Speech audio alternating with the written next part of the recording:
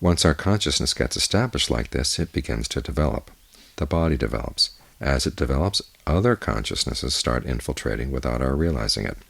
If you want to see a really clear example, look at the human body after it takes birth. Sometimes a worm 2 feet long can come out of your intestines. What does that come from, if not from a consciousness? Or how about germs? Some diseases are actually caused by little animals in your body that cause swellings and tumors. What do they come from? From consciousness, that's what.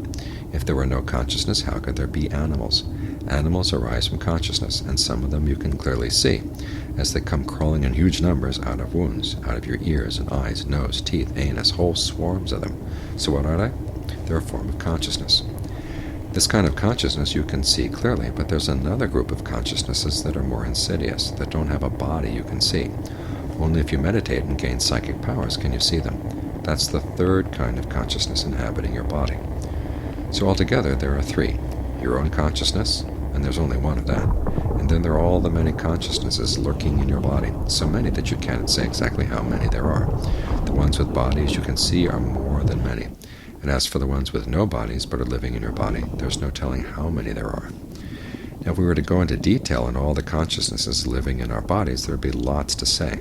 Basically, there are 2 kinds: those whose thoughts are in line with ours, and those whose thoughts are not. For example, when we want to do good, there are hungry ghosts and spirits that would like to do good too, but they can't because they don't have a body. So they take up residence in our body in order to do good along with us. But there are other spirits who want to destroy whatever good we're trying to do. They were probably our enemies in past lives. We probably oppressed them, imprisoned them, or had them put to death. We got in the way of the good they were trying to do, so they've got some old scores to settle. They want to block the path we're trying to practice so that we don't make any progress. They come whispering into our ears, "Stop, stop. You're going to die. You're going to starve. It's going to rain too hard. The sun's too hot. It's too early, too late." They go on and on. These are the consciousnesses that come as our enemies.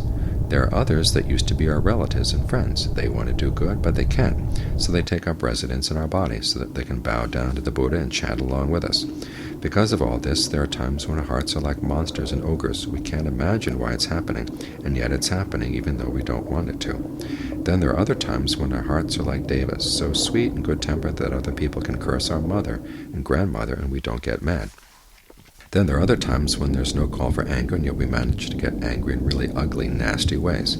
That's the way it is with these consciousnesses, all very confused and confusing, and they come seeping into our bodies. That's how you should look at things. There's yet another group of consciousnesses, those that have come to collect old karma debts. They're the germs that eat away at our flesh, at our nose, our ears, to ruin our looks. They eat away at our lower lip, exposing our teeth, making us embarrassed and ashamed. Sometimes they eat away at one of our ears, or eat away at our nose, all the way up to the forehead.